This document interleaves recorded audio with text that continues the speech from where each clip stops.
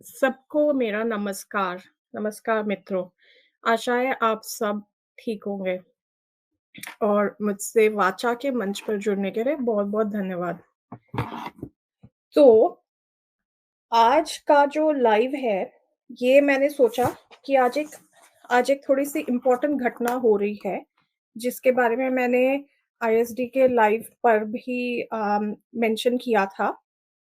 जो था कि आज से मंगल का प्रवेश अश्लेषा नक्षत्र में हो रहा है। तो आज से लेकर के मंगल 7 जून तक अश्लेषा नक्षत्र में रहने वाले हैं। नमस्कार म्लेच्छ विनाशक जी, सुवर्णा जी। तो अश्लेषा नक्षत्र के बारे में जैसे मैंने बताया था, थोड़ा-सा संकेत दिया था कि ये जुड़ा हुआ इसके जो देव हैं वो नागदेव हैं और ये नक्षत्र बुध का नक्षत्र है और ये जुड़ा हुआ है काफ़ी सारी मैंने पौराणिक कथा से बताया था कि ये जुड़ा हुआ है काफ़ी सारी छिपी हुई चीज़ों से मैनिपुलेशन है, धोखाधड़ी है, झूठ बोलना है, किसी को नुकसान पहुँचाना है, ज़हर है, जैसे साँपों में ज़हर होता है, ज़हरीली बोली बोलना है, ऐसी कोई चीज़ करना है जिससे किसी को हानि हो, धोखाधड़ी करना, अ, केमिकल्स, स्मोक, आग, धुआँ, केमिकल्स, अल्कोहल, ड्रग्स का मैं बताना भूल गई थी, ड्रग्स का भी इसी में आता है। अ, छिपी हुई चीज़ें, bad mouth, miss information, secret plans और डील्स। तो ये बड़ा प्रासंगिक हो गया है कि अभी हमने देखा कि परसों के दिन सीज़फायर अनाउंस हुआ और हमें अभी तक नहीं पता है कि जो सीज़फायर की कंडीशंस हैं वो क्या हैं और क्या प्लान्स हुए हैं बिहाइंड द स्टेज, है ना? तो ये भी कहीं न कहीं ऑलरेडी इस समय में प्रासंगिक हो रहा है। इसके साथ ही ये होता है अनट्रस्टवर्दीनेस मतलब आप विश्वासघात करते हैं किसी के साथ। क्राफ्टीनेस, मैनिपुलेशन, क्राफ्टीनेस को हिंदी में बोलेंगे कि चालबाज़ी करना, मैनिपुलेट करना चीज़ों को, हिप्नोटाइज़ करना, मंत्रमुग्ध करना, जैसे बहुत बड़ी हमारी 2014 के बाद में बहुत बड़ी भीड़ की पॉपुलेशन जैसे हो गई है, हिप्नोसिस से भी कहीं न कहीं ये जुड़ा हुआ है। तो ये सारी चीज़ें बताता है अश्लेषा नक्षत्र और क्योंकि मंगल जो है वो इस कर्क राशि में नीच का होता है। इस समय मंगल नीच चल रहा है, तो दुनिया भर की सेनाएँ ना सिर्फ़ भारत की बट दुनिया भर में जो सेनाएँ हैं, मंगल सेना का द्योतक है। वॉर्स का द्योतक है, आर्म्ड फोर्सेस का द्योतक है। तो ये सब कहीं न कहीं अ, कमज़ोर फ़ील कर रही होंगी या इनके साथ में धोखाधड़ी, चीटिंग, अश्लेषा से जुड़ी हुई जो चीज़ें मैंने अभी बताई, वो सब हो रही होंगी, क्योंकि मंगल नीच के चल रहे हैं और 7 जून तक के अब से लेकर के 7 जून तक के अश्लेषा से जुड़ी चीज़ें बहुत प्रोमिनेंटली देखने मिलेंगी, बल्कि ऑलरेडी हमें कुछ दिन पहले से देखने मिल गई हैं। जैसे ही सीज़ फायर का ऐलान हुआ था, मैंने कहा था कि हो सकता है कि सेना को धोखा मिले और हम कुछ ही देर बाद में लोग बताने लग गए थे कि ये तो ऑलरेडी सीज़ फायर का उल्लंघन हो रहा है और धोखा सिर्फ़ वही नहीं था, धोखा हमको कहीं न कहीं लोगों को भी मिला है। तो देखते हैं ऐसा क्यों हुआ? ठीक है, तो हमने गोचर के तो मंगल को देख लिया कि ये अश्लेषा में आया है, पर इसके साथ ही हमको एक और चीज़ को की ओर ध्यान देना चाहिए कि भारत की जो कुंडली है, उसमें तृतीय भाव होता है देश का, वो बॉर्डर्स का होता है, ठीक है? तृतीय भाव में 5 ग्रहों की युति है, चंद्रमा, बुध, शनि, अस्त शनि है हालाँकि, अस्त शुक्र और सूर्य 5 ग्रह हैं। इन 5 ग्रहों में से 3 ग्रह अश्लेषा में हैं। अब आप पूछेंगे कौन से 3 ग्रह हैं? तो सूर्य जो सरकार का द्योतक है, अश्लेषा नक्षत्र में है। भारत की कुंडली में सूर्य अश्लेषा नक्षत्र में है। दूसरा जो ग्रह अश्लेषा नक्षत्र में है वो है शुक्र जो कि अस्त है। शुक्र और शनि दोनों अस्त हैं और ये भी अश्लेषा नक्षत्र में स्थित हैं। शुक्र बताता है वित्तीय स्थिति, देश का वित्त और इसके साथ ही धन की स्थिति, महिलाओं की स्थिति और शनि जो है ये पॉपुलेशन, जनरल पॉपुलेशन, पब्लिक को, देश की जनता को का द्योतक होता है, ठीक है? तो ये अश्लेषा नक्षत्र में है और मंगल का अब गोचर इन पर से होने वाला है। तो हमने ऑलरेडी एक तो देख लिया, अपने नेतृत्व की तरफ से हमने मिस इन्फॉर्मेशन आते हुए देख ली इतनी सारी। अभी तक हमें पता नहीं है कि पहलगाम के में अटैक में क्या हुआ, इतने इतने सारे आतंकवादी इतने हथियार लेकर कैसे पहुंच गए, हथियार कैसे पहुंचे, कहाँ गायब हो गए, ठीक है? अभी इतने दिन जो युद्ध चला उसमें कितने लोग, क्या कैजुअलिटी हुई, कौन कौन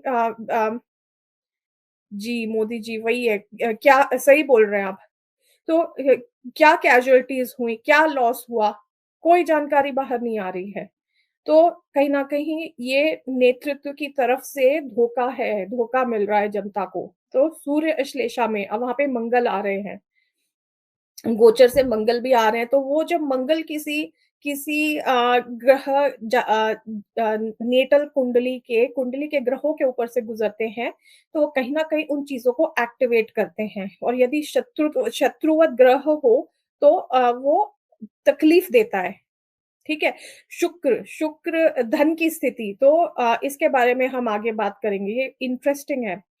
अम, और शनि तो ये हो गया, हमें हमें ये और इसके साथ ही मिस इन्फॉर्मेशन ये भी हुई कि जब पहलगाम का अटैक हुआ था, तब सरकार ने इसको सही तरह से इंटरनेशनल अंतर्राष्ट्रीय मंच पे नहीं उठाया, ये कहते हुए कि हिंदुओं का धर्म पूछ करके नरसंहार किया गया था। उन्होंने पर्यटक बोल करके छोड़ दिया। तो अंतर्राष्ट्रीय स्टेज पे ये बात लोगों को बिल्कुल भी नहीं पता है कि ये भारतीय सेना को क्यों अटैक करना पड़ा था पाकिस्तान की सॉइल पे। The world has been seeing Indian armed forces as the aggressor, India as the aggressor. इसीलिए भी जो सारी सिंपैथी है वो पाकिस्तान को मिल गई, ठीक है? तो ये भी हमें कहीं न कहीं मिस इन्फॉर्मेशन सरकार की तरफ से फेल्ड फॉरेन पॉलिसी देखने को मिली, फेल्ड डिप्लोमेसी। जी, तो अब हम देखते हैं इसके आगे और क्या हमें दिख रहा है इस पीरियड में। तो एक तो मुझे ये दिख रहा है आज से ये अश्लेषा नक्षत्र का हो गया, धोखाधड़ी और ये सब तो अभी पीरियड शुरू हुआ है। Today is the first day of masses entry in Ashlesha, ये होगा 7 जून तक के। अब हम देखते हैं इसके आगे कि 7 जून से हाँ, तो इसके साथ ही जो है जब मंगल होंगे अ,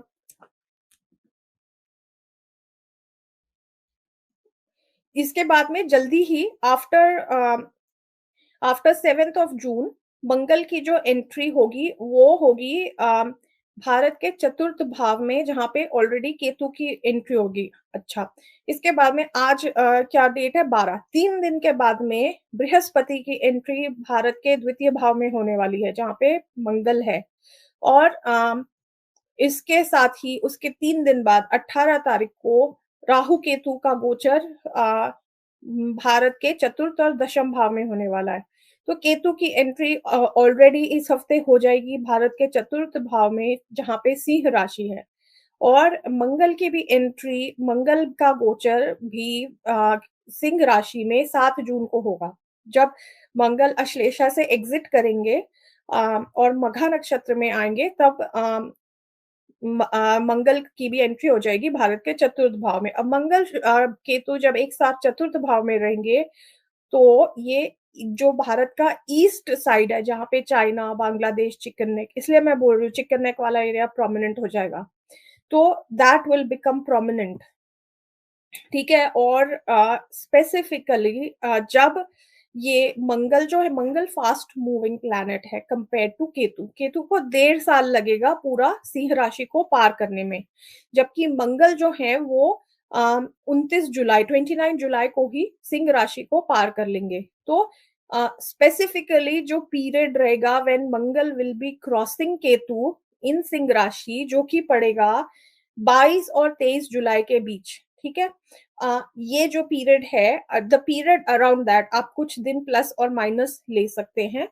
the period around 22nd and 23rd जुलाई जब मंगल केतु को अम सिंह राशि में क्रॉस करेंगे, पूर्व फाल्गुनी नक्षत्र में भारत के चतुर्थ भाव में और सिंह राशि जो कि ईस्ट साइड की द्योतक है, मुझे लग रहा है पूर्व फाल्गुनी नक्षत्र is chicken neck. It represents the Siliguri corridor, chicken neck area, north eastern states, Bangladesh और चाइना, ठीक है? वो जो पूरा जो ईस्ट वाला जो हमारा सेंसिटिव एरिया है, उसको रिप्रेजेंट करता है।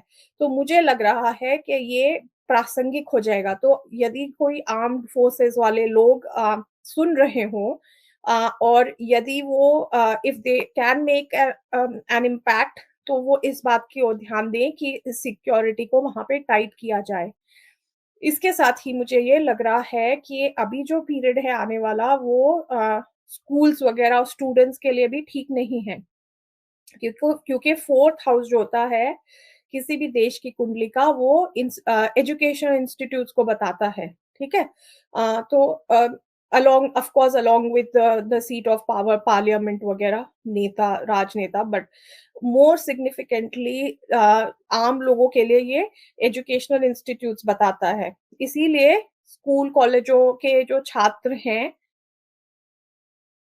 जी, लक्ष्मी जी। सेना के सामने ऐसी स्थिति बन जाएगी कि उसको ऐसे ऐसे एक्शंस लेने को कहा जाएगा जिसके लिए जो उसको राष्ट्र के लिए ठीक नहीं लगेंगे। इसलिए कहीं न कहीं विद्रोह का मुझे दिख रहा है, जो मैंने जनवरी में जो मैंने प्रेडिक्शन की थी, उस समय भी मैंने बताया था। तो ऐसी स्थिति बनेगी। ठीक है? तो ये है। तो what I was saying is जुलाई के अराउंड 20-22 जुलाई के around eastern side of India, chicken neck, Siliguri corridor, Bangladesh, China वाला रीजन सेंसिटिव हो रहा है और ये भी हो सकता है कि कहीं न कहीं उसी समय पाकिस्तान से भी कहीं अटैक हो या कुछ हो, मल्टी फ्रंट वॉर का दिख रहा है। रोहिंग्या जो ये हैं स्लीपर सेल्स हैं, इल्लीगल इमिग्रेंट्स हैं, ये सारे एक्टिवेट किए जा सकते हैं। अच्छा, इसके बाद में अब मुझे क्या लग रहा है, अच्छा, what led to all of this जो हुआ है, और बाय द वे जो मैंने बताया था कि ये वॉर अभी शुरू नहीं हुआ है, ये तो लंबा चलेगा। ये तो लंबा अभी जो हुआ है ये seize fire and all of that, वो तो ठीक है, वो तो चल ही रहा है। अब मैं कुछ आपके साथ में शेयर करना चाहती हूँ, ठीक है? क्योंकि देखिए कोई फुल फ्रंट वॉर तो सस्टेनेबल नहीं हो सकती, जबकि भारत की कुंडली परेशानी बता रही है फॉर अ लॉन्ग टाइम। तो ऑब्वियसली ये on end of, cold and hot के उसमें ही होगा। इसीलिए मैंने कहा था कि ये जो समय है ये अभी ठीक नहीं है। और ये भारत जो है वो किसी न किसी परेशानी में जूझता रहेगा। अब मैं कुछ शेयर करना चाहती हूँ आपके साथ में।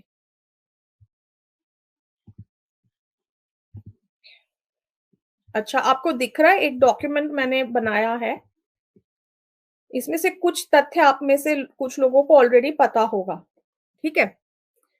ये न्यूज़ आई थी कि अच्छा, एक इसके पहले एक चीज़ तो ये है कि अम, ये भी न्यूज़ में आ रही है कि हमारे प्रधानमंत्री जी पहलगाम के कश्मीर की ट्रिप प्लान कर रहे थे, बट उन्हें ऐसी कुछ सेंसिटिव इन्फॉर्मेशन उनकी सिक्योरिटी टीम को मिली जिसके कारण उन्होंने कश्मीर ना जा कर के वो यूएई चले गए। मतलब उन्होंने अपने कश्मीर का जो दौरा था वो रद्द कर दिया। मतलब कुछ तो जानकारी थी पीएमओ में कि हायर लेवल्स में कि कुछ होने वाला है। तो भई ये जो जानकारी थी, ये पब्लिक इंटरेस्ट में एक्शन क्यों नहीं लिया गया? ठीक है? एक क्वेश्चन ये उठता है। मतलब information was there but nothing was done about it. एक ये आरोप है मेरा। दूसरी बात ये है कि अब ये जानकारी निकल के आ रही है कि a 8 weeks before the Pahalgam attack एक US based space technology firm है मैक्सार करके, MAXAR। वो क्या करती है, वो सैटेलाइट की इमेजेस को लेती है और उसे बेचती है। तो उसके पास में पहलगाम की बहुत सारी जो हाई रेज़ोल्यूशन सैटेलाइट इमेजेस थी, वो उसकी डिमांड बढ़ गई। अच्छा, ये जो एक यूएस बेस्ड कंपनी है, इसकी पार्टनरशिप एक पाकिस्तानी जियोस्पेशियल कंपनी के साथ में है पार्टनरशिप। तो ये अमेरिकन पाकिस्तानी साठगांठ की कंपनी है मैक्सार और एकदम से यहाँ पे 3-3 लाख की एक-एक सैटेलाइट इमेज बिक रही थी। ये आज पेपर्स में आ रहा है, ठीक है? तो एकदम से तो मतलब ये कहीं इसमें कहीं न कहीं अमेरिका का और पाकिस्तान का हाथ पहले से ही दिख रहा है। और इसके साथ ही जो हथियार थे वो भी ऐसा सुनने में आ रहा है, I could be wrong on this, ऐसा जैसे जहाँ तक कि मैंने सुना है कि ड्रोन से ड्रॉप किए गए थे। ठीक है? तो हू ड्रॉप दीज़ इतना सब कुछ हो गया भारत के सॉइल में और अ, कुछ तो जानकारी थी और वो जानकारी को कहाँ पे गायब कर दिया गया और पब्लिक इंटरेस्ट में जाने क्यों नहीं बचाई गई when the information was there, कुछ एक्शन क्यों नहीं लिया गया? ठीक है? एक क्वेश्चन ये उठता है। तो देयर वाज़ यहाँ पे इससे ये पता चल रहा है अगेन सैटेलाइट इमेजेस 3-3 लाख की एक-एक सैटेलाइट इमेज बिक रही थी पहलगाम की मतलब जो जानकारी चाहिए थी वो इकट्ठी की गई। बहुत ही प्लानिंग के साथ में ये अटैक किया गया। ठीक है? अब इसके साथ ही हमें एक और चीज़ देखनी होगी कि जिस दिन सीज़ फायर हुआ, उसके 1 दिन पहले ये जो वर्ल्ड बैंक के सीईओ हैं अजय बांगा जी, ये आकर के मोदी जी से मिलते हैं। ठीक है? ये अजय बांगा जी बाय द वे ये खुद भी एक ही बिलॉन्ग्स इनके फादर जो हैं वो आर्मी ऑफिसर थे। He is the son of an army officer himself. World bank के सीईओ अजय बांगा। ये मोदी जी से मिले हैं 8 मई को, ठीक है? और 9 मई को सीज़ फायर हो गया था। World Bank president Ajay Banga met Narendra Modi ji and then ये डिस्कस बेसिकली इसमें ये हुआ है कि उन्होंने कहा है कि इंडस वाटर ट्रीटी के बारे में हमें हमें कोई चिंता नहीं है, बट हम तो यहाँ पे आए हैं कि हम मोदी जी को $1 ट्रिलियन का उत्तर प्रदेश डेवलपमेंट का फंड देना चाहते हैं, ठीक है? तो हमने सब जगह न्यूज़ में ये तो देखा कि कि अमेरिका ने आईएमएफ भी जो है वो बेसिकली अमेरिका फंडेड बॉडी ही है। It is actually a UN funded body, United Nations का पार्ट है इन इंटरनेशनल मिलिट्री फंड। तो इन जहाँ हमने ये तो न्यूज़ में देखा कि आईएमएफ ने $2 बिलियन की फंडिंग अप्रूव कर दी है पाकिस्तान के लिए। बट ये क्यों नहीं कहीं पे न्यूज़ में आ रहा कि वर्ल्ड बैंक ने भी इंडिया के लिए उत्तर प्रदेश डेवलपमेंट के लिए अम, कितने 1 ट्रिलियन 3 ट्रिलियन की फंडिंग अप्रूव की है, if I am not wrong. इसी में है कहीं पे न्यूज़ में, जो ये आर्टिकल्स हैं, काफ़ी बड़ी फंडिंग अप्रूव की गई है। हाँ, तो it is there around 3 trillion की अब फंडिंग जो है, if I am not wrong it's in trillions, the scale is in trillions, ये अप्रूव की गई है। तो अल्टीमेटली क्या हम ये इससे मतलब निकालें कि जो ऑपरेशन सिंदूर है, ये सिंदूर की कीमत 3 ट्रिलियन लगा ली गई है, ये कीमत है। Should we think that? और इसके साथ ही मैंने यहाँ पे और भी जो ये फ़ोटोज़ जो यहाँ पे लगाई हुई हैं, जो मैं बताना चाहती हूँ, वी शुड नॉट फॉरगेट कि ये जो वर्ल्ड बैंक है, चाहे आईएमएफ हो, ये सारे के सारे वर्ल्ड इकोनॉमिक फोरम है, ये सारे के सारे यूनाइटेड नेशंस और फ्रीमेसन्स द्वारा संचालित संस्थाओं के ही अलग-अलग संस्थाएँ हैं फ्रीमेसन्स द्वारा। और जो हमारे प्रधानमंत्री जी हैं, ये तमगा लगा के घूम रहे हैं जो कि फ्रीमेसनरी देखिए यहाँ पे फ्रीमेसोनिक मेडल है, ठीक है? अब इससे हम क्या मतलब लगाएँ? फ्रीमेसोनिक मेडल को आराम से ये लगा के घूम रहे हैं। वर्ल्ड इकोनॉमिक फोरम में ये रेगुलरली जाते हैं, क्लास श्वाब से हाथ मिला रहे हैं, एसीवाईपीएल की ट्रेनिंग है। तो like he is a loaded person. The guy is completely freemasonic. इन्हें कोई ऐसा नहीं लग रहा है कि इन्हें इन्हें अ, देश के बारे में कोई चिंता है या देशवासियों के लिए ये आए हैं। अच्छा, इसके साथ ही ये भी मैं बताना चाहती हूँ कि C4IR करके ये चल रहा है कि centre for fourth industrial revolution. ये जो है ये नाम है C4IR, ठीक है? C4IR इसको आप गूगल करेंगे तो आपको पता चलेगा। C4IR इसको आप गूगल करेंगे तो आपको पता चलेगा कि ये it is a name given to the fourth industrial revolution being carried out by World Economic Forum in India. तो ये जितने भी डेवलपमेंटल ये हो रहे हैं, चाहे आपका एआई के बड़े सारे डेटा सेंटर्स बन रहे हैं, कहीं आपको एग्रीकल्चर उसके लिए फंडिंग मिल रही है, कहीं अब ये फंडिंग का वो कटोरे में वो भीख दे गए कि आप ये वॉर ये कर लीजिए या व्हिचएवर वी सी के whoever initiated the ceasefire। तो जो ऑपरेशन सिंदूर है उसकी कीमत $3 ट्रिलियन लगा ली गई है बाय द वे। पर वो भी नहीं है। अपैरेंटली वो फंडिंग मिलनी ही थी क्योंकि वर्ल्ड इकोनॉमिक फोरम और C4IR के इनिशिएटिव के अंतर्गत जो शेड्यूल है, अपकमिंग शेड्यूल फॉर द जो उनके टास्क है, टाइमलाइन्स एंड डेडलाइन्स है जो उन्हें अचीव करने अपने टारगेट, उत्तर प्रदेश के टारगेट को अचीव करने की डेट नज़दीक आ रही थी, उसके लिए वो फंडिंग मिली है। तो जैसे यूएसएड मिलता था, ये भी एड है फॉर दैट। ठीक है? तो अब आपको सुनने मिलेगा उत्तर प्रदेश में ये बहुत चमका दिया, मोदी जी ने और योगी जी ने बहुत बड़े तीर मार लिए उन्होंने, इतना डेवलपमेंट हो गया, फलाना हो गया। ये सारा कुछ वर्ल्ड इकोनॉमिक फोरम के अंतर्गत ये हो रहा है और ये जो फंडिंग अजय बांगा जी दे के गए, वो उसी के लिए दे के गए हैं। And it is all over in the newspapers. अब ये भी है कि हाँ, अब यहाँ पे और भी प्लेयर्स हैं। अमेरिका का यहाँ पे इंटरेस्ट है।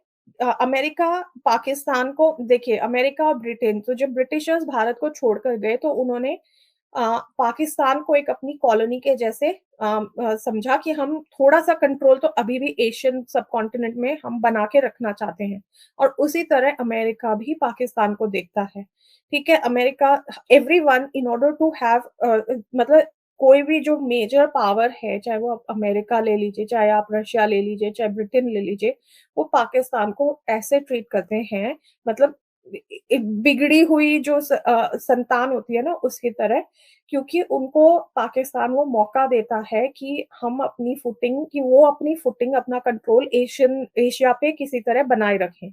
तो इसीलिए पाकिस्तान का जो ये है वो इस समय स्पॉइल्ड है एक्चुअली, क्योंकि एक तरफ से तो उसको चाइना की सारी सपोर्ट मिल रही है। चाइना ने इतना इन्वेस्टमेंट किया है बेल्ट एंड रोड इनिशिएटिव में और इसके साथ ही चाइना का ये है कि पिछले साल बहुत सारी कंपनीज़ एप्पल है, डेल है, इन सब ने चाइना से अपने ऑपरेशंस को हटा के इंडिया में शिफ्ट करने की घोषणा की थी, अनाउंसमेंट की थी। This happened around September October last year. ये भी न्यूज़पेपर्स में ये न्यूज़ है, मैंने खुद चेक किया है। तो चाइना को इस बात का डर लग गया कि यदि सारी ये बिज़नेसेस इंडिया में चले जाएँगे, तो इंडिया कहीं हमारे सामने एज़ अ कॉम्पिटिटर नहीं खड़ा हो जाए। तो इसीलिए चाइना का ये बेल्ट एंड रोड इनिशिएटिव का जो पाकिस्तान ने इन्वेस्टमेंट कर रखा है, उसके साथ-साथ इंडिया को डिस्टेबलाइज़ करके जब इंडिया डिस्टेबलाइज़्ड रहेगा, तो कोई भी अपना बिज़नेस यहाँ पे क्यों करना चाहेगा? ये भी चाइना का इंटरेस्ट है। तो चाइना का ये इंटरेस्ट है इंडिया को and as such it has always been an enemy to India. America का इंटरेस्ट ये है कि BRICS, America doesn't want India to join the BRICS क्योंकि उसको अपनी डॉलर सुप्रीमेसी बचानी है। इसके साथ ही पाकिस्तान ने भी अमेरिका ने भी पाकिस्तान में बहुत इन्वेस्टमेंट की है, हमें उसको इतना पाला-पोसा है, बिगड़ैल औलाद की तरह बना के रखा है। क्योंकि अमेरिका को पाकिस्तान में अपना मिलिट्री कॉम्प्लेक्स दिख रहा है और वो भी अपना फुटहोल्ड बना के रखना चाहता है एशिया में। तो ये जो लड़ाई है एक्चुअली ये अमेरिका और चाइना दोनों पाकिस्तान को बिगड़ैल संतान की तरह इन दोनों ने उनके लाड़-प्यार में बिगाड़ के रखा हुआ है और इसीलिए ये जो हमने अभी देखा पिछले कुछ दिनों में वो हुआ है। और इसका हमें क्लियरली संकेत मिलता है कि अब जो है अ, राहु का जो गोचर है वो भारत के दशम भाव में कुंभ राशि में होने जा रहा है इस हफ्ते। और राहु जो है दशम भाव से भारत के द्वितीय भाव और छठे भाव के पे दृष्टि डालेगा अगले 18 महीने के लिए, ठीक है? तो जो द्वितीय भाव होता है वो होता है वित्त का, और राहु कौन है? फॉरेन। तो हमें फॉरेन डायरेक्ट इन्वेस्टमेंट्स बढ़ते हुए दिखेंगे भारत में काफ़ी सारे। अ, और वहाँ पे मंगल है तो वो डिफेंस, अच्छा, अमेरिका का ये भी है कि वो अपने डिफेंस की चीज़ों को बेचना चाहता है दुनिया भर में। तो वो डिफेंस के क्या का सामान बेचना चाहता है, डिफेंस में वो करेगा, और लैंड को सीज़ करेगा। आपने इतना देखा होगा, रॉथस्चाइल्ड्स का भी इंटरेस्ट है, रॉथस्चाइल्ड्स से भी मीटिंग की है हमारी सरकार ने, खुलेआम है, it's all in the public domain. तो अब जो है, क्योंकि मोदी जी ने अभी तक के हमारा जो डॉक्ट्राइन था, वो हम किसी थर्ड पार्टी को पाकिस्तान के मामले में नहीं इन्वॉल्व करते थे, है ना? अभी तक के वही था, but this war, this particular Operation Sindoor has done more damage to India than it has done any good. क्योंकि अब पहली बार इतने सालों में अम, एक फॉरेन पावर को, एक तीसरी तीसरी पार्टी को अपॉर्चुनिटी मिल गई है कि वो भारत और पाकिस्तान के बीच में कश्मीर के इश्यू में मध्यस्थता करे, which was not negotiable up until now. तो ये एक बहुत ही खतरनाक स्थिति है, और इसके साथ ही फॉरेन डायरेक्ट इन्वेस्टमेंट बढ़ेगा, और जो हमारी आर्म्ड फोर्सेस की तरफ दिख रहा है, क्योंकि 6th हाउस भी जो होता है वो आर्म्ड फोर्सेस का वो बताता है। तो ये होगा, फार्मा वगैरह का होगा, कश्मीर का, ग्रेटर कश्मीर का प्लान। जी, तो ग्रेटर कश्मीर का जो प्लान है, क्रिएशन, ग्रेटर कश्मीर का क्रिएशन, प्रिपरेशन फॉर इनवाइटिंग, अम, हाँ, तो ये अब लीगली जो है ये सरकार फॉरेन पार्टीज़ को इनवाइट करेगी। ऑलरेडी वर्ल्ड इकोनॉमिक फोरम से ये चंदा ले रहे हैं, दुनिया भर से तो इन्होंने चंदा ले रखा है, ठीक है?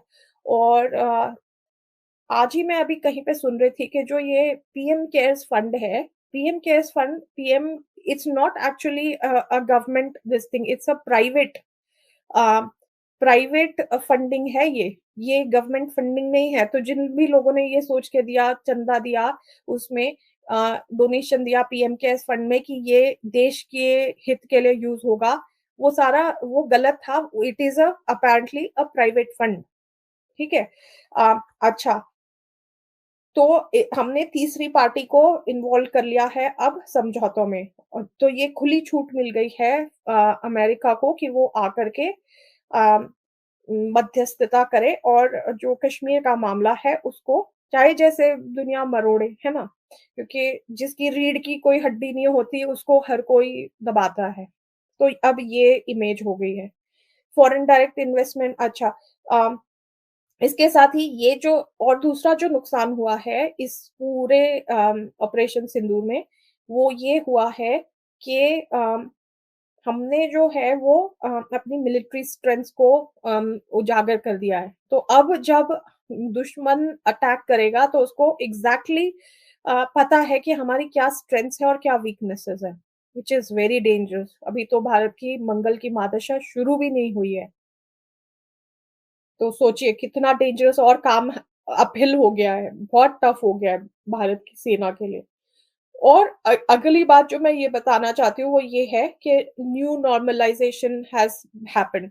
अब अगर आपको ध्यान हो तो मैंने जो सबवर्जन प्रोसेस पे के बारे में मैंने एक लाइव किया था आईएसडी पे, उसपे मैंने बताया था कि जो स्टेजेस ऑफ सबवर्जन होती हैं, कि पहले डीमोरलाइज़ेशन होता है, फिर डिस्टेबलाइज़ेशन होता है, ठीक है? फिर उसके बाद में फिर क्राइसिस स्टेट होता है। तो हमारा क्राइसिस वाला स्टेट हो गया, वॉर था। वो पहले डिमोरलाइज़ेशन हुआ कि पहलगाम के उसमें डिमोरलाइज़ किया गया, इतनी हत्याएँ हुई। उसके बाद में और उसका ठीक से प्रचार भी नहीं किया गया, हमारा हिंदुओं का पक्ष नहीं रखा गया दुनिया में। उसके बाद में फिर डिस्टेबलाइज़ किया, फिर ये क्राइसिस हुई कि इन्होंने जाके अटैक कर दिया।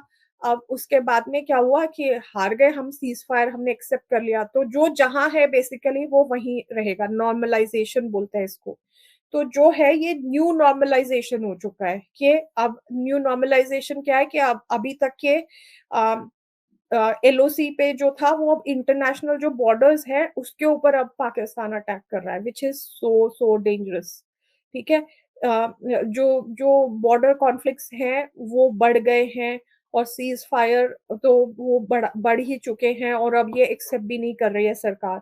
और दूसरा नॉर्मलाइज़ेशन ये है कि अब कोई भी आकर के मध्यस्थता करने के लिए वो कर रहा है कि भारत को ये करना चाहिए, भारत को वो करना चाहिए क्योंकि भारत ने ऑलरेडी इस चीज़ की शुरुआत कर दी है। We have given an that opportunity to America now. अब हमें दुनिया बताएगी कि हमें क्या करना चाहिए और अपैरेंटली हमारा नेतृत्व उसे मानेगा। है ना? तो ये न्यू नॉर्मलाइज़ेशन भी बहुत घातक है। The new state where that this has left us in is very, very weak for India. और हाँ, इसके साथ ही अब जो सारे देश हैं, आपने ये देख लिया इंडिया की क्या स्टैंडिंग है, कितना आइसोलेटेड था इंडिया। अगर अगर हम अपने कॉन्फ्लिक्ट्स में फँस गए तो इतने वीक रहेंगे तो ये भी एक एक जो दुश्मन है हमारे अमेरिका है, चाइना है, इन सब का और जितने इस्लामिक देश हैं, इन सब का एम हो सकता है कि वीक इंडिया जो होगा वो पैसे माँगेगा, ठीक है? पैसे अगर आपके पास में उतने अगर आप एक लिमिट तक के तो आप बोरो कर सकते हैं। उसके आगे फिर क्या होता है कि यदि कोई व्यक्ति है तो उसके फैमिली जूल्स होते हैं, उसके घर में जितने गोल्ड होता है, हीरे जवाहरात होते हैं, वो गिरवी रखे जाते हैं, फिर वो अपनी संपत्ति बेचता है, तो धीरे-धीरे वहीं पे जा रही है चीज़ें कि ग्रेटर कश्मीर, कश्मीर की जो लैंड है उसको हड़पने का जो पूरा मुझे दिख रहा है क्योंकि कश्मीर में अपैरेंटली अमेरिका का भी इंटरेस्ट है। Kashmir is very very well connected with important countries. तो ये भी है और and it is apparently being treated as the Switzerland of the East। तो अमेरिका का भी इतना ही इंटरेस्ट है, हमें ये गलती नहीं करनी चाहिए कि अमेरिका को कोई इंटरेस्ट नहीं है कश्मीर में और सिर्फ़ पाकिस्तान में इंटरेस्ट है। तो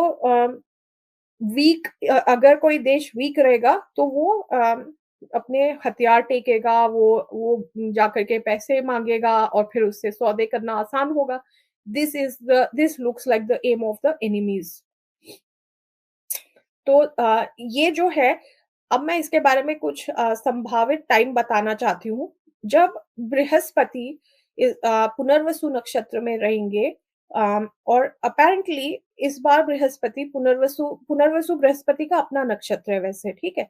तो बृहस्पति अपैरेंटली इस बार पुनर्वसु नक्षत्र में बहुत लंबे समय के लिए रहने वाले हैं। 13 अगस्त 2025 से लेकर के 2 जून 2026 तक, ठीक है? ये जो समय है, ये पुनर्वसु नक्षत्र का में रहने वाले हैं बृहस्पति। पुनर्वसु नक्षत्र पुनर्स्थापना का नक्षत्र होता है। किसी भी चीज़ को रीएस्टैब्लिश करना या जैसे कोई कोई आपका गार्डन है, आपको वो पसंद नहीं आ रहा, तो वो लोग क्या करते हैं उसको पूरा इरेज़ करके नया गार्डन सेटअप कर देते हैं या कोई घर है, पुराना घर है, उसको तोड़ करके नया बनाना, तो पुनर्स्थापना करना। उसी तरह से बृहस्पति जो हैं, वो पुनर्वसु नक्षत्र में 13 अगस्त 2025 से 2 जून 2026 तक, बहुत लंबे समय तक के रहने वाले हैं। तो और ये भी होने वाला है अ, भारत के 3rd हाउस में और and that is the north side again Kashmir वाला ही साइड आ रहा है वो भी। तो this is what I am thinking कि कहीं न कहीं ये जो ग्रेटर कश्मीर की बात हो रही है वो इसी बीच होने वाली है and that is another reason कि ये सारी जो कवायद है वो की जा रही है। एक और डेट मैं बताना चाहती हूँ 14th गुरु जो है बृहस्पति जब अर्द्रा नक्षत्र में रहेंगे अम, जो कि होगा 14 जून दिस ईयर 14th जून से 13th अगस्त तक के और आर्द्रा जो नक्षत्र होता है ये राहु का नक्षत्र होता है। बहुत ही घातक नक्षत्र होता है ये भारत का मंगल भी आर्द्रा नक्षत्र में है। तो ये कहीं न कहीं लोगों के लिए घातक हो सकता है, सेना और लोगों के लिए। ठीक है? तो this is what I wanted to mention today. अब मैं आपके प्रश्न लेती हूँ। Just one last thing before I take that एक चीज़ देखना चाहती हूँ बस। तो आई होप आपको आज का ये विश्लेषण ठीक लगा होगा। अगर मेरी थोड़ी बहुत फैक्चुअल इन्फॉर्मेशन यहाँ-वहाँ होगी तो प्लीज़ मुझे क्षमा कीजिएगा। अच्छा, मैं आपके प्रश्न देख रही हूँ, ठीक है? पुनर्वास, जी निपुण जी, पुनर्वास से ही देखिए इसलिए इसको पुनर्वसु कहते हैं। भारत में म्लेच्छों का क्या भविष्य है? क्या 2032 से लेके 50 तक भारत इस्लामिक राष्ट्र होगा? देखिए, म्लेच्छ तो क्या है कि they are a part of life जैसे इनको कहीं का पे वो नहीं कर सकते। अब भविष्य क्या है? वो तो बढ़ ही रहे हैं। कलयुग है, वो बढ़ रहे हैं। हमारा प्रयास होना चाहिए कि हम अपने अपने जीवन में म्लेच्छत्व जो म्लेच्छ क्वालिटीज़ हैं, उन्हें जितना कम कर सकें, वो करें। क्या 2032 से लेकर 50 तक भारत इस्लामिक राष्ट्र होगा? देखिए, that depends on how this Mangal Mahadasha goes. अगर मंगल महादशा हमारी हमें हम भारत एज़ अ राष्ट्र अच्छा परफ़ॉर्म करता है, जीतता है और मैं तो बोलूँगी रीएस्टैब्लिश कर ले ताकि जो कुंडली का जो राहु है वो हटे, तो राहु फिर पूरी दशाएँ रीसेट हो जाएँगी। तो हो सकता है राहु की महादशा फिर ना आए, फिर जो नई कुंडली बनेगी, नए भारत की, वो उसकी दशा कुछ और हो, है ना? ये भी तो हो सकता है, इस तरह से हम सोचे तो। तो फ्री विल जैसी भी कुछ चीज़ें होती हैं, है ना? अभी से यदि आप मुझसे अभी पूछेंगे तो अब मैं तो ये बोलूँगी कि अभी बिल्कुल स्थिति ठीक नहीं है, but I don't want to break the moral हो सकता है कि it all works out for the best, है ना? तो हमें आशा बना के रखनी चाहिए। हो सकता है मंगल ये राहु महादशा का समय ही ना आए, भारत की कुंडली बन जाए, नई बन जाए, नया राष्ट्र बने, पॉज़िटिव उसमें देखें तो। हमारी सेना तो है ही कमाल की। भारत में म्लेच्छों का नहीं, ये तो हमने देख लिया। अ, इस कंडीशन में हिंदुओं की क्या हालत होगी? देखिए, अभी जो समय है ना, ये कठिन तो चल ही रहा है, बट एक ये भी बात है कि आपका शौर्य बाहर आएगा, क्योंकि मंगल की महादशा शुरू हो रही है ना, मंगल होता है शौर्य का, शौर्य को बताता है। तो और ये जो शौर्य है, ये भी मैं बता दूँ आपको शास्त्रों से आएगा क्योंकि मंगल की ही ये राशि में वृश्चिक राशि में केतु स्थित है भारत की कुंडली में, ठीक है? और 12वें भाव और सप्तम भाव का स्वामी है मंगल। सप्तम भाव में केतु है, 12वें भाव में कोई ग्रह नहीं है। 12वाँ भाव होता है भक्ति का भाव और केतु जो है वो हमारे शास्त्र हैं, ठीक है? सनातन है। तो जो आपको आपका जो पौरुष जागेगा, वो हमारे सनातन शास्त्रों से जागेगा, सनातन संस्कृति को फ़ॉलो करके जागेगा। सनातनी लोग ठीक रहेंगे। आपका स्कॉर्पियो जो है वृश्चिक राशि ये ट्रांसफॉर्मेशन लाती है, ट्रांसफॉर्मेटिव भी हो सकता है, ठीक है? कल संदीप जी ने सही कहा था, अब मोदी को हटाने का समय हो गया है, बिल्कुल, बिल्कुल हो गया है। जैविक जी तो देवबंद से बात कर रही है मौलानाओं को आर्मी में लाने के लिए, क्या कहा जाए? लुलु मॉल हाँ, हाँ, वही ये सारे यूएई की जो फंडिंग है ये लाई जा रही है। तो ये जो टाइम मुझे दिख रहा है for the establishment of greater Kashmir ये वही दिख रहा है मुझे। अ, फॉरेन डायरेक्ट इन्वेस्टमेंट बढ़ेगा अभी और हमने खुद ही अपनी धरती पे फॉरेन इंटरेस्ट को इनवाइट कर लिया है, रॉथस्चाइल्ड्स तो आते ही रहते हैं, ट्रम्प को हमने बढ़ावा दे दिया है। तो 13 अगस्त 2025 से लेकर 2 जून 2026 तक के पुनर्वसु नक्षत्र में बृहस्पति के समय ये हमें दिखेगा। पीयूष गोयल की रॉथस्चाइल्ड के प्रतिनिधियों से प्रत्यक्ष भेंट हुई है। जी, इसकी फ़ोटो भी है। मैं थोड़ा अभी पिछले वाले जो आपके कमेंट्स हैं ना, वो कैच अप करने की कोशिश कर रही हूँ।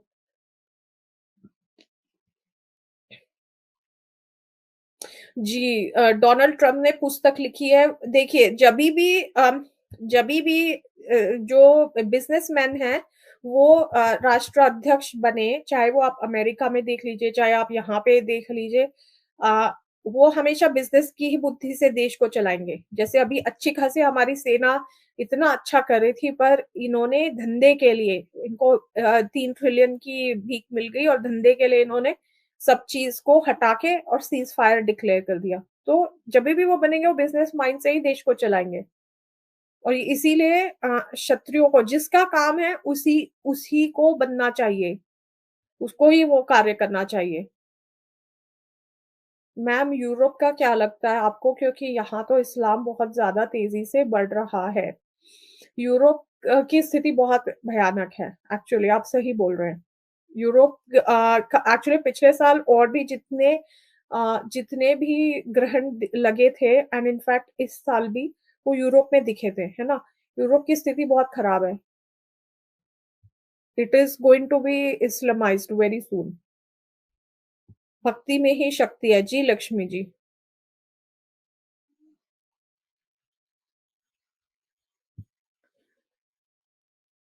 श्रीमन लक्ष्मी नारायण शास्त्रज्ञ स्वामी श्री निग्रचार्य भगवतानंद जी ही के समान म्लेच्छों से किसी भी प्रकार का कोई भी संबंध न रखने की शठे शाठ्यम समाचरित नीति का पालन करें। बिल्कुल सही निपुण जी। शठे शाठ्य समाचरित। शठ को शठ से ही तोड़ा जा सकता है। इस एक अकेले आदमी ने देश को झुका दिया। जी, इनका अपना तो सम्मान है नहीं, इन्होंने देश को भी उसी उसी तरह का बना दिया है। मैम आपका ज्योतिष का कोर्स कब आएगा? अच्छा देखते हैं अब है ना, ज्योतिष का कोर्स का भी हम समय निकालते हैं। आप पर्सनल हॉरोस्कोप करते हैं? जी, मैं करती हूँ। आप मुझे व्हाट्सएप पे या टेलीग्राम पे कॉन्टैक्ट कर लीजिए, फिर मैं बताऊँगी। जी, मैं है ना पूरे कोर्स में तो कमिटमेंट करना पड़ेगा आपको भी, मुझे भी। तो मैं सोच रही हूँ कि थोड़ा-थोड़ा मैं बताती जाऊँ क्योंकि मुझसे बहुत लोगों ने ये प्रश्न पूछा है। तो मैं बेसिक से बताऊँगी, जैसे जिससे सब लोग लाभान्वित हो सकें और है ना, आपको कोर्स की ऐसे फीस वगैरह भी नहीं देनी होगी but at the same time आपको इन्फॉर्मेशन मिलती जाएगी और आपकी रुचि बढ़ेगी और आप कैसे चीज़ों को जोड़ के देखें। तो वैसे कुछ करने की कोशिश करते हैं। आपके द्वारा अभी तक की गई 98.99% भविष्यवाणियाँ सत्य साबित हुई हैं। हमारे घर में भी लोग आपको सुनते हैं और बहुत अच्छा लगता है। जी, बहुत-बहुत धन्यवाद सत्यान्वेषी जी। बस प्रभु की कृपा है। मेरा तो कुछ नहीं है, मुझे बस इंट्यूशन से हो जाता है कभी-कभी। बस ये प्रभु का धन्यवाद देती हूँ मैं, और कुछ नहीं है, मेरा कुछ नहीं है इसमें। तो yes, so I will actually start putting, जैसे मैं ग्रहों की सीरीज़ शुरू करूँगी, फिर मैं भावों की सीरीज़ शुरू करूँगी, फिर राशियों की सीरीज़। हर बार थोड़ा-थोड़ा एक चीज़ के बारे में बताऊँगी, जिससे आप उससे रिलेट कर पाएँ, और फिर नक्षत्रों के बारे में। तो सब लोग एक साथ हम सब एक साथ सीख सकते हैं, क्योंकि बता सिखाने में हम भी तो सीखते हैं ना। कई बार ऐसा होता है कि मैं भी कोई चीज़ को बता रही होती हूँ, फिर एकदम से ध्यान आता है, अरे हाँ, ये भी तो है, ये तो मैं भूल गई थी। तो रिविज़न होता है, तो हम सब एक साथ सीखेंगे। I keep putting videos on वाचा ओनली, ट्यूटोरियल वीडियोज़। सिंदूर को आगामी बिहार चुनावी सभा में मोदी जी भुनाएँगे क्या? वो तो उनको भुनाना ही है ना, तभी तो इतने सब उन्होंने तामझाम किए। इस बार उन्होंने वही चीज़ रिपीट की जो इन्होंने अम बालाकोट में की थी। बट इस समय बाज़ी पलट गई क्योंकि Pakistan had learned it's lesson, और फिर उ उन्होंने बल्कि अटैक कर दिया। तो इनको उम्मीद नहीं थी कि चीज़ें हाथ से निकल जाएँगी, इतनी बिगड़ जाएँगी। तो वो करेंगे, बट द क्वेश्चन इज़, वो तो बिहार चुनाव में यूज़ करेंगे, बट द क्वेश्चन इज़ कि जनता इनको क्या देगी? पर ईवीएम की भी बात आ जाती है ना फिर।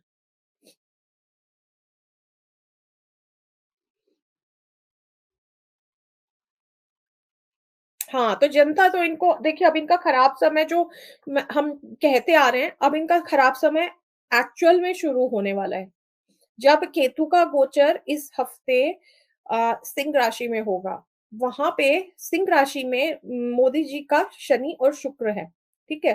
तो जब शनि के ऊपर और शुक्र के ऊपर केतु का गोचर आता है, तो इट शोज़ के आपका काम तमाम होने वाला है। तो अब इनके खराब दिन एक्चुअली में शुरू हुए, जनता इनको अच्छे से क्या बोलते हैं, पानी पिलाएगी। ये तो यूज़ करेंगे, ये तो गलीच है, नीच है, ये तो किसी भी हद तक के गिरेंगे। पर जनता इनको अब भाव नहीं देगी। मैम चरण स्पर्श मेरे गुरुदेव कमेंट चला गया। मेरे गुरुदेव कहते हैं कि महिलाओं को ज्योतिष होना चाहिए, उनका इंस्टीट्यूशंस ज़्यादा अच्छा होता है। अच्छा, धन्यवाद।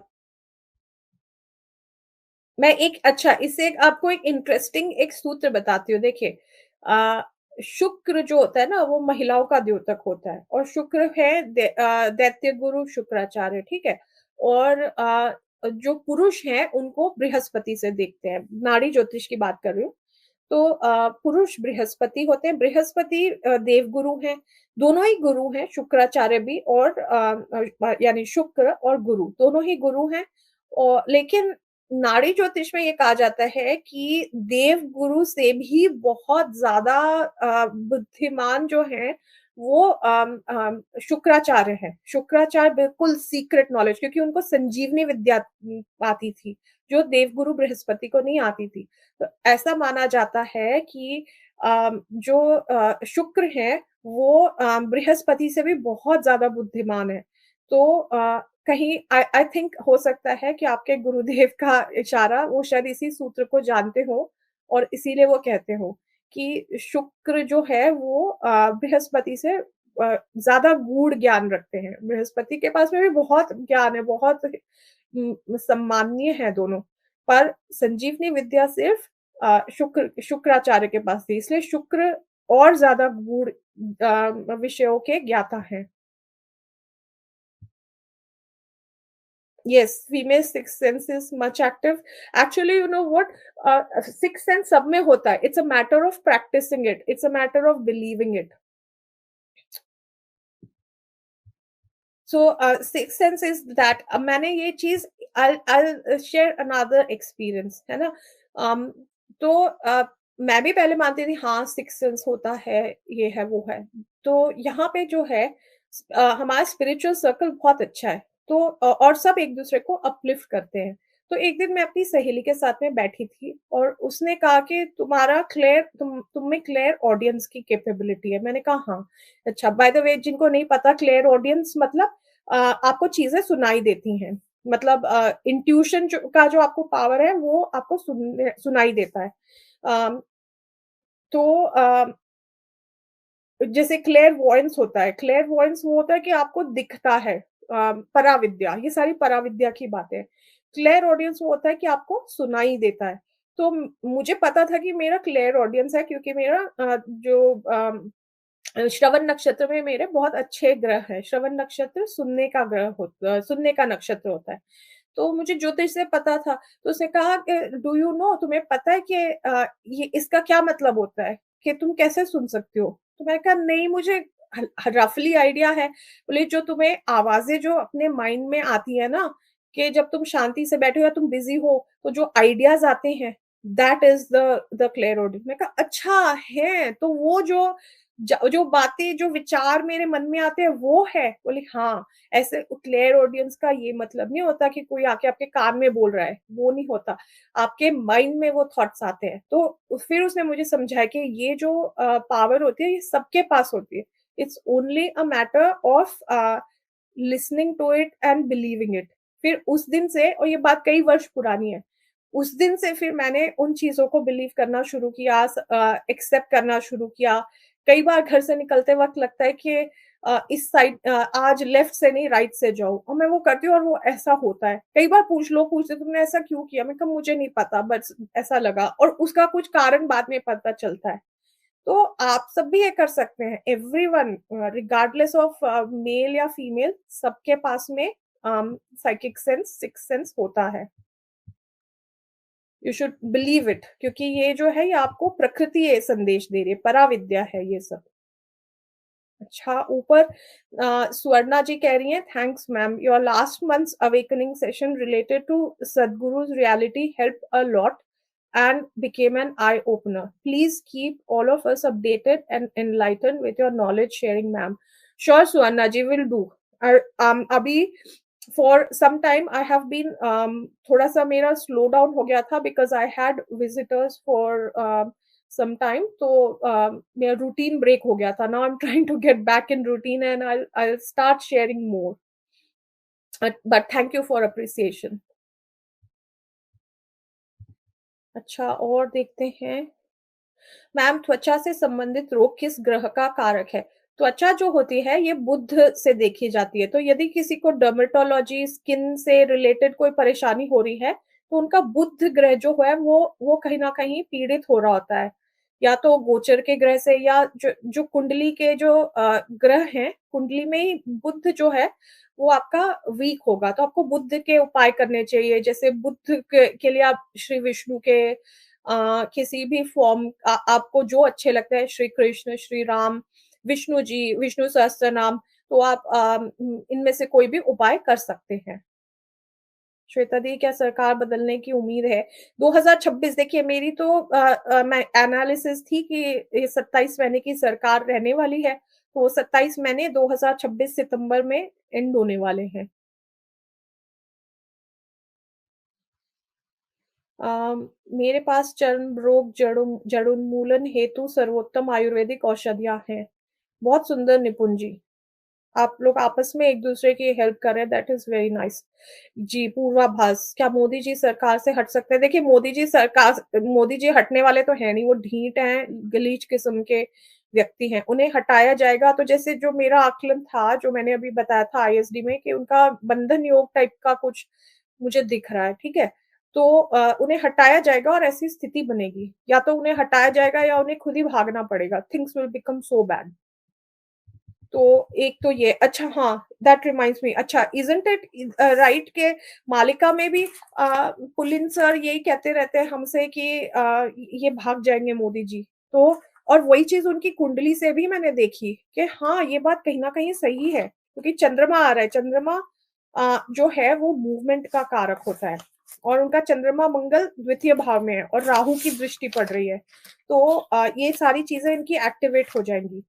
एक और चीज़ मैं बताना चाहती हूँ कि जो मालिका में जो बार-बार आता है, now this is open for interpretation, and आपको नहीं, मालिका पे नहीं है विश्वास तो आप मत कीजिए। अ, इ इ यू कैन टेक इट और लीव इट। मालिका में पुलिन सर कहते हैं कि भारत पराधीन होगा। आपको क्या लगता है, होगा या ऑलरेडी है? हम ऑलरेडी पराधीन नहीं है कि हमारे सारे डिसीजंस अमेरिका ले रहा है। तो धीरे-धीरे 2024 से लेकर के अभी तक के हम ऑलरेडी पराधीन हो चुके हैं, isn't it? What do you think? Bharat पराधीन होगा नहीं, भारत पराधीन है, हो गया है।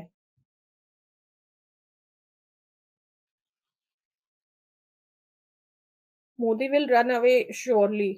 जी, येस। भारत इज़ ऑलरेडी पराधीन। वर्ल्ड इकोनॉमिक फोरम, अमेरिका, जो ये हमारे फ्रीमेसन जी हैं, एसीवाईपीएल की ट्रेनिंग लेकर के आए, all of that is showing के भारत तो ऑलरेडी पराधीन है। अच्छा, again one more thing I wanted to share with everyone is के इस वीक किसी दिन I am planning to ask our dear Pulin Panda sir ji to join us here, ठीक है? तो मैं पुलिन पांडा सर को बुलाऊँगी यहाँ पे, एक लाइव करते हैं उनके साथ में। तो जो मालिका की जो प्रेडिक्शंस हैं, उनको हम ज्योतिषीय प्रेडिक्शंस के साथ में हम एनालाइज़ करेंगे, मैच करेंगे। हो सकता है कुछ सिमिलर हो, कुछ डिफरेंट हो। I think it will be an interesting discussion. तो आई थिंक अब कोई नए प्रश्न नहीं आ रहे हैं। श्री विशाल सिंह राजपूत जी के परम मित्र हैं श्री सत्यान्वेशी जी। अच्छा,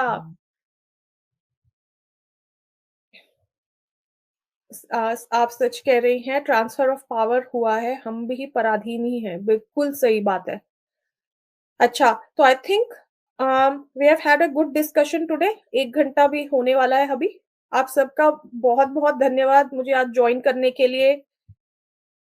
क्या आपको डिटेल्स भेज सकता हूँ अरिंदम जी? जी, श्योर। आप है ना मुझे आप मुझे टेलीग्राम पे या व्हाट्सएप पे संपर्क कर लीजिए। We can discuss there. We can't place ambassador because if transfer of power and the business laws are our constitution. क्या योगी आदित्यनाथ को प्रधानमंत्री बनने का योग है? तो ये मुझे एनालाइज़ करना पड़ेगा अम, शंभू जी। अगर आप पुलिन पांडा जी को बुलाएँ तो वॉइस का कुछ कीजिएगा, उनका वॉइस समझ में नहीं आते। ओके, ठीक है, I will translate what he is saying, ठीक है? तो वो जो बोल रहे होंगे ना उसका मैं रिपीट कर दूँगी।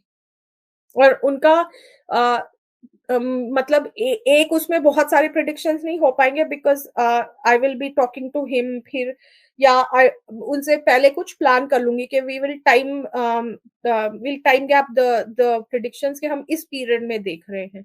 क्योंकि ब ज्योतिष भी करना और मालिका भी करना एक साथ बहुत लंबा हमारे तो घंटों का वो हो जाएगा, तो we will keep it short, okay? England की रानी को भारत भ्रमण हेतु किसी भी प्रकार की औपचारिक अनुमति की कभी भी आवश्यकता नहीं पड़ती। हम पराधीन ही हैं। कॉमनवेल्थ एग्ज़ैक्टली वो तो है। अ, और इसके साथ ही आप देखिए पोप पोप जो मरे तो हमारे कितना वो हुआ राष्ट्रीय शोक और हमारे शंकराचार्य जी भी ब्रह्मलीन हुए थे पिछले साल। There was not even a mention of it. तो ये तो सब दिखा ही रहा है ना और जो रॉथस्चाइल्ड है, चाहे ये कोई भी है, ये वर्ल्ड इकोनॉमिक फोरम वाले, ये कभी भी मुँह उठा कर के आ जाते हैं भारत में। तो हम पराधीन ही हैं। We are India is not living according to वो स्वाधीन है ही नहीं। संदीप देव जी को भी 2006 में अमेरिकी प्रवास का प्रस्ताव प्राप्त हुआ था, जिसे उन्होंने अस्वीकार किया था। जी, मैंने देखा था, कल उन्होंने बताया था। अच्छा, तो I think we have had a good discussion today. Thank you everyone for joining me और व्हाट्सएप नंबर अच्छा वो मैं यहाँ पे नहीं दूँगी if you can contact me separately then I can do that. It is probably not privacy के interest में I am not okay to provide it here Sunil ji. Okay, thank you everyone. I will try to put more videos, tutorial videos जिससे हम सब एक साथ सीख सकें और पुलिन सर के साथ में हम अगले लाइव में मिलते हैं और आप सबको शुभ दिन और यहाँ पे रात्रि हो रही है तो शुभ रात्रि for everyone from Australia. Good night, thank you everyone.